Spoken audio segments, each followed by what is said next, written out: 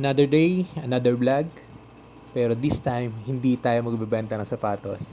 Pero, maglalaro tayo ng basketball. Shoutout nga pala sa ating dalawang OJTs at kay Gid Junel at sa ating dalawang kasama, sa paring Wilbert at paring Raymart. Halika, samahan niyo akong panoodin ang ating mapakaganda at napaka-intense na laban. Let's go!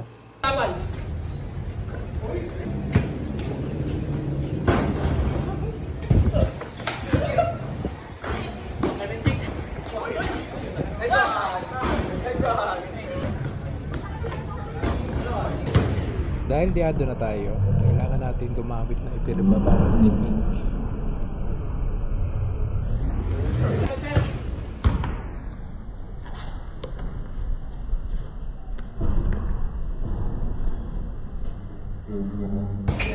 Dito sa play na to, napakaganda lang kasi sa akin na paring Rem.